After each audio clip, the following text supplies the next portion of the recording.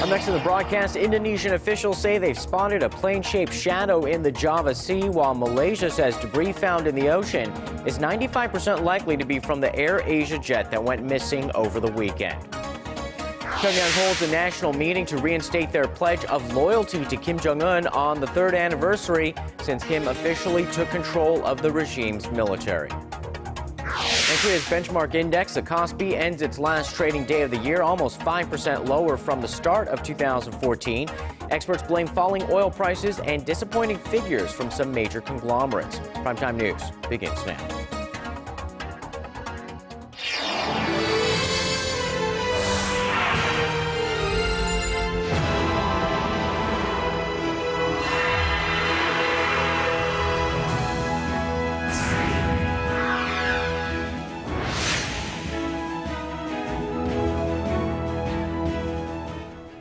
Welcome to the program. You're watching Primetime News live from Seoul. I'm Sean Lim. And I'm Kang Tae-ri. Thanks so much for joining us tonight. We begin with the latest on the search for the AirAsia plane that disappeared on Sunday over Indonesian waters. There have been reports coming in that dozens of bodies, as well as pieces of wreckage from the passenger jet, have now been recovered. For more, we turn to Paul Yee at the News Center. Paul, the head of AirAsia, has confirmed that the discovered debris is from the missing passenger jet. That's right. In a statement released just an hour ago, CEO Tony Fernandez said he was devastated by the news, which he received from Indonesian officials. And according to AFP, an Indonesian Navy spokesman said more than 40 bodies have been found so far, adding that number is growing. Just hours earlier, the investigation team said they spotted a plane-shaped shadow in a search zone located in the Java Sea near Borneo. All indications appear to point to the debris coming from Flight 8501, with Indonesia's chief of search and rescue saying all available resources are being directed to that area. The discovery comes on the third day of the international search for the airliner that was carrying 162 people while en route to Singapore. And this is agonizing, of course, to say the least, for the families and friends of the victims. But it's also difficult for Malaysia as a whole. I mean, this is a country that suffered from a number of aviation accidents in 2014. Right. This is the third Malaysia-based jetliner to be involved in an air accident this year. Malaysia Airlines Flight 370 disappeared in March, and what has become one of the world's biggest unsolved mysteries in recent years. The plane was carrying nearly 240 people flying from Kuala Lumpur to Beijing when it disappeared without a trace. Not a single piece of debris from that plane has been found still to this day. And in July, Malaysia Airlines Flight 17 was shot down over Ukraine by what many believe to be a missile fired by pro-Russian rebels. Back to you guys. Well, it is an incredibly tragic situation. Thanks, Paul, and we'll be bringing more updates on this story as they develop. In other news we're following, today marks the third anniversary since North Korean leader Kim Jong-un officially took control of the regime's military. That's right, and as North Korea celebrates this occasion, North Korea watchers say it's ever more clear that he does have a firm grip on power. Our Lee Ji-yoon tells us more. North Korea has one of the world's biggest armies, and Tuesday marks the third anniversary since its leader Kim Jong-un was officially appointed to the position of Supreme Commander of the Korean People's Army. With eyes on how the young leader will continue to craft his leadership in the years to come, Kim has largely cemented his place as a powerful military leader. The North's official Korean Central News Agency reported on Monday that Pyongyang held a national meeting to further pledge their loyalty to Kim. At the meeting, Army General Lee Young-gil praised Kim as a, quote, brilliant commander who's training the army to be politically, ideologically, and morally strong. Earlier this year, Kim reshuffled the cabinet, promoting four-star General Hyun Young-chul as the Minister of the Korean People's Army in an attempt to strengthen his grip on the military.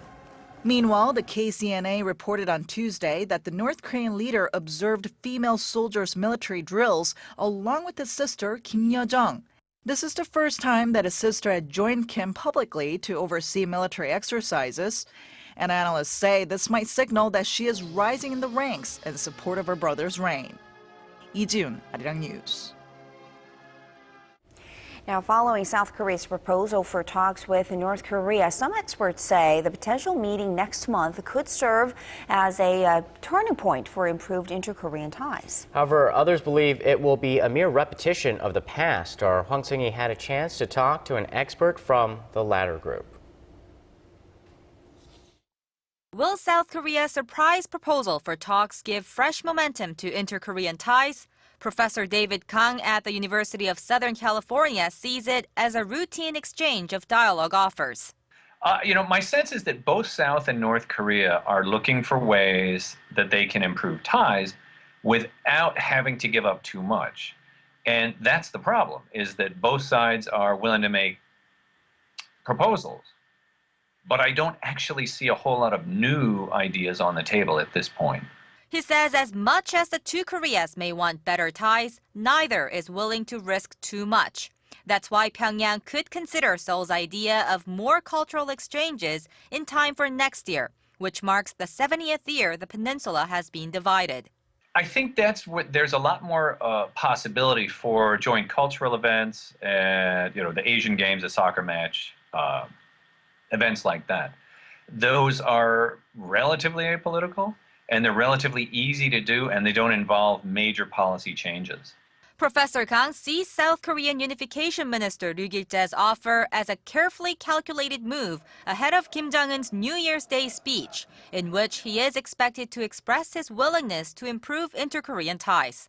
I think the Minister Ryu, has been searching for a way that he could try and actually move policy on North Korea forward.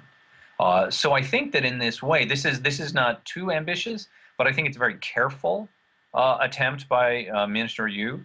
And to that extent, I guess that North Korea would take it seriously. As I said before, I'm not sure that they will actually accept it. Nonetheless, the expert does not expect Pyongyang to enter a cycle of provocation anytime soon, saying there's nothing particular on the horizon that will bother the regime that much. Hwang Seung-hee, Arirang News.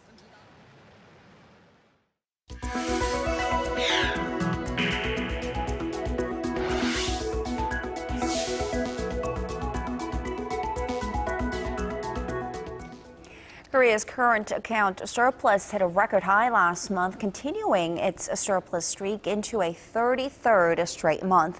The Bank of Korea says the surplus reached $11.4 billion in November, surpassing the previous record set back in October last year. Both exports and imports dropped from a year earlier, but inbound shipments shrank at a faster rate due to falling oil prices, with imports logging $40 billion and exports slightly over $50 billion. The country's accumulated current account surplus has totaled almost $82 billion so far this year, nearing its annual forecast of $84 billion. Recent reports point out that Korea is losing ground to China in major export items like mobile phones, while local manufacturers are already having a hard time competing with those in Japan. The government has laid out plans to tackle the issue, but they've got a long way to go. Our Hwang Jie tells us more. Earlier this year, China-based Xiaomi took the crown in its local market as the biggest smartphone supplier, replacing Samsung Electronics. What's more surprising is that China's major smartphone makers have outpaced Samsung and LG in terms of global market share. And experts say manufacturers in Korea are not just facing risks coming from China, but also Japan, which is introducing aggressive marketing strategies thanks to the weak yen. They add that the overall competitiveness of the Korean manufacturing sector is on the brink of a downward spiral in the face of an aging population and low birth rates. But some pundits say Korea should turn the crisis into an opportunity so that the local manufacturing sector can make another big leap forward. Take the United States, for example. The government has developed 45 research centers aimed at bringing innovation into the domestic manufacturing industry. The Korean government also announced a plan to breathe new life into the manufacturing sector in June, calling it the Manufacturing Industry 3.0 Innovation Strategy. But the detailed plans that the government promised to lay out by the end of this year have not come yet. while local companies hesitate to make investments amid a sluggish domestic economy. 황지혜, Arirang News. Korean builders clinched $66 billion worth of overseas construction projects this year, the second highest total in the country's history.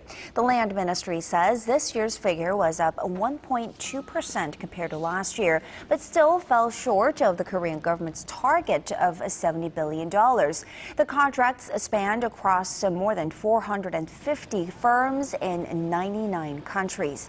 The Middle East was by far the most lucrative place for Korean builders in 2014. Nearly half of the $66 billion secured came from this region, which is a traditional stronghold for Korea's construction industry. Today, in the last trading session of this year, Korea's benchmark KOSPI closed down 0.6% to 1,915 points. For all of this year, shares dropped 4.7%, marking one of the worst scorecards among G20 economies, which averaged a near 9% rise. Russia was the only country that saw its shares dip by a bigger margin than Korea. The index started off at 2014 above the 2,000 mark and breached 2,090 in July, thanks to a government plan to boost growth led by Finance Minister Kim Jong-un. In recent weeks, however, falling oil prices, the weak Japanese yen, and disappointing performances from major conglomerates like Samsung and Hyundai have dragged down share prices.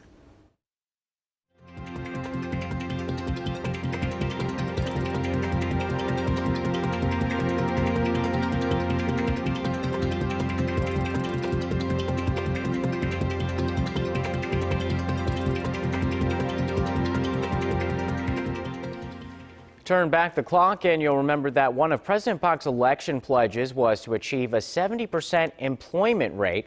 Chronic problems in the labor market, though, have created challenges for that goal.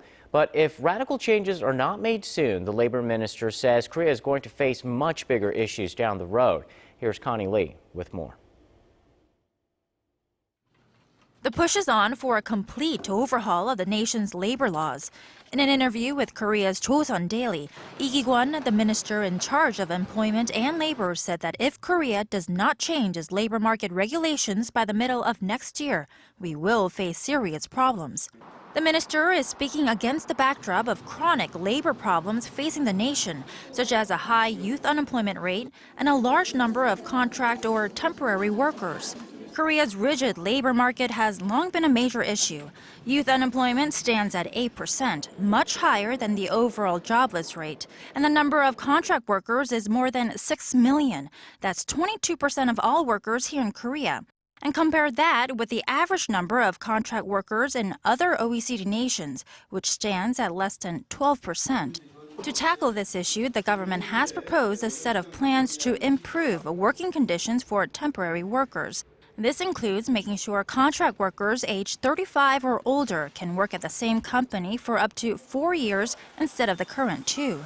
However, these new proposals are being met with criticism from both labor unions and employers. If the employees get laid off after 4 years of work, where will they go? It will be harder for them to get a job. This plan places an even greater burden on companies. While recognizing the need to find some common ground, the Minister of Employment and Labor called for companies to be more flexible in the face of greater global competition. Connie Lee, Arirang News. Twins may not be an uncommon sight these days in Korea. That's because the proportion of twins, triplets, and other multiple births among the total number of childbirths has increased threefold in 20 years. Statistics Korea says the so-called multiple births accounted for 3.3% of babies born last year. In 1993, that figure was at 1.1%.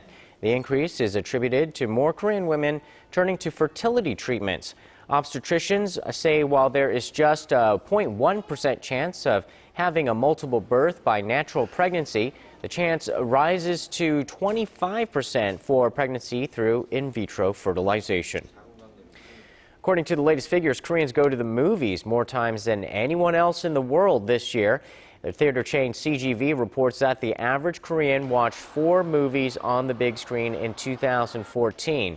The data, based on research from Britain's Screen Digest, has Koreans on top of the global list, followed by people in the United States, Australia, France, and the UK. And for the second year in a row, the number of movie tickets sold in Korea topped 200 million. The Korean film Roaring Currents was the most successful this year at the local box office. And now we move on to a new exhibition in Seoul, which gives visitors a chance to travel back in time to 18th century France. Here's our Park Ji-won with the details.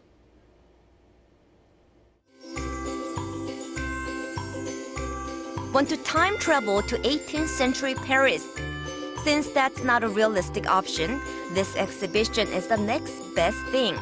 It's like a personal invitation sent by an aristocrat of the time to visit their beautiful residence. The exhibition has recreated a neoclassic French-style garden and put on display multiple rooms from the period, using real decorative items from 18th century France. From antique furniture such as armchairs, tables and dishes, and even a toilet, visitors feel like they're getting an inside look at the private life of a French nobleman some 300 years ago. The items came from France's prestigious Decorative Arts Museum, which boasts some 150,000 objects. This year marks the 150th anniversary of the Decorative Arts Museum, located in the western wing of the Louvre Palace. This is the first time that the museum has ever lent its collection out. Curators at the museum have a good impression of Korea for its dynamic art scene. The 320 items currently on display in Korea don't just show the glamorous lifestyles of the nobility of the time, but also the delicate craftsmanship that remains a key part of France's cultural heritage to this day. Park Ji-won, Arirang News.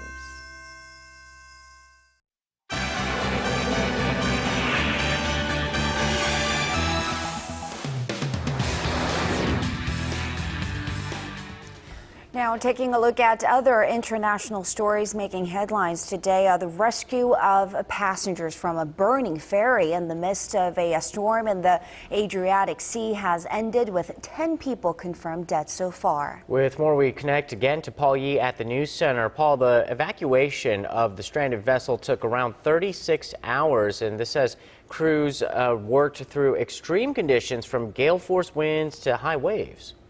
That's right. The Italian Coast Guard said Monday that some 430 people were evacuated to safety. However, a serious discrepancy has since been discovered on the ship's manifest.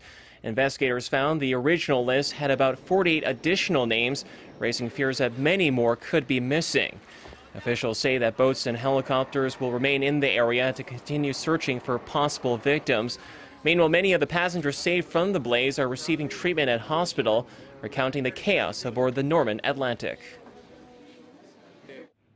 Some patients were found to have been staying in low-temperature environment for long, while some others were found with closed injuries. The children sent here need further observation and treatment. The investigation into the deadly incident is still underway. Prosecutors from Albania and Italy have ordered that the ship be seized to investigate the cause of the fire, which is still unknown.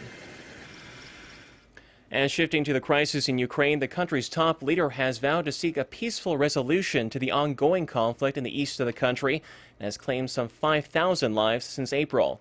Speaking at a press conference on Monday, President Petro Poroshenko said that a long-term peace and stability should be established through diplomacy and dialogue. He pledged that Ukraine will uphold the current ceasefire deal with pro-Russian separatist forces. This as he stressed that there was no military solution to the crisis. In previous talks, we've made an agreement that I will meet German Chancellor Angela Merkel, Russian President Vladimir Putin, and French President François Hollande on January 15th in Astana. As I said earlier, the Ukrainian foreign minister will arrange this meeting. The pledge came after at least 3 Ukrainian soldiers and 14 anti-government troops were killed earlier in the day. A series of battles erupted near the war-torn airport in the rebel-held city of Donetsk, following days of relative calm. And finally, turning to the United States, Americans have once again named Hillary Clinton as their most admired woman in the world. That's according to a fresh survey by polling agency Gallup. The former Secretary of State has held the top spot for 13 straight years now, winning the honor a total of 19 times since 1993, when her husband, former President Bill Clinton, took office. In second place was Oprah Winfrey, followed by Nobel Peace Prize winner Malala Yousafzai. As for the men, President Barack Obama led the 2014 list. He has been the most admired man in the U.S. for the last 7 years since he was first elected president. Pope Francis came in second, while Bill Clinton trailed in third place. And that wraps up our look at international stories for now. I'll see you back here tomorrow night.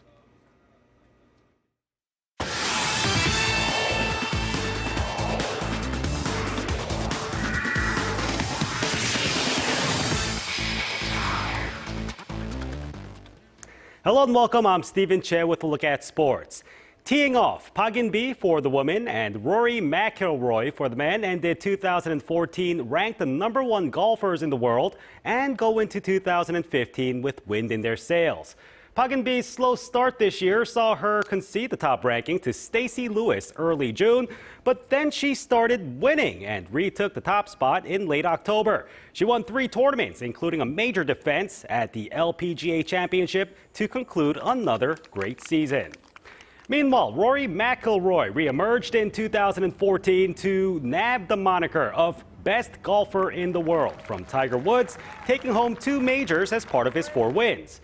The 25-year-old is looking forward to the Masters next year to complete his career Grand Slam.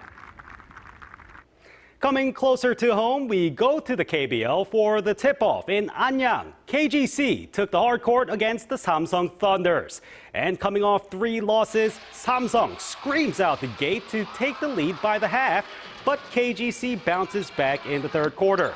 It goes all the way to the last play to Leo Lions, and he swishes it home at the buzzer as the Thunders take the thriller. And going to pro volleyball, round 4 of the V-League kicked off, first with the ladies over in Seongnam. And the Korea Expressway Zenith take on the KGC, or rather the Korea Ginseng Corporation. And after a narrow first set, it's not even close. It's back to the drawing board for KGC as Korea Expressway wins in straight sets.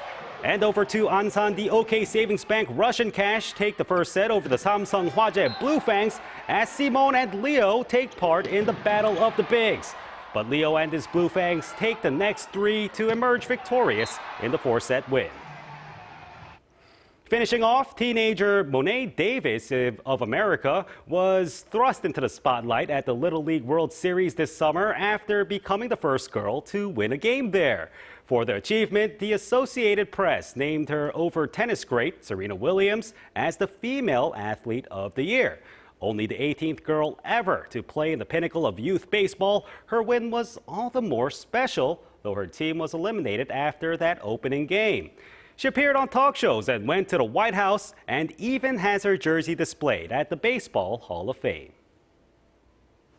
And that's all I have for sports. Your weather's up next. Have a good night.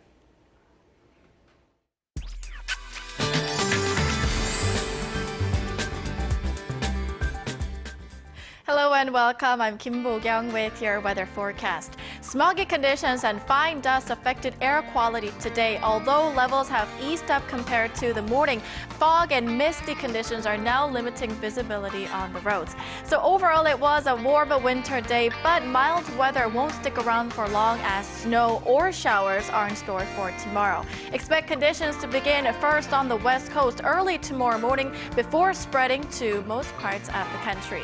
Tomorrow's snowfall will be accompanied by cold, strong winds, which will lead to a dip in numbers over the next few days. Here are the readings for tomorrow. Seoul reaches 1, Daegu hits 4, Busan hits 9. On to other regions. Jeju remains warmer at 11, Dokdo hits 8, Kumgang drops to -8. Those are the updates we're following at this hour. I'll see you soon. Thanks, Bo-kyung, and that's primetime news for this Tuesday. I'm Sean Lim. Thanks for watching. And I'm Kang Tae-ri. Have a great evening, everyone. We'll see you again soon.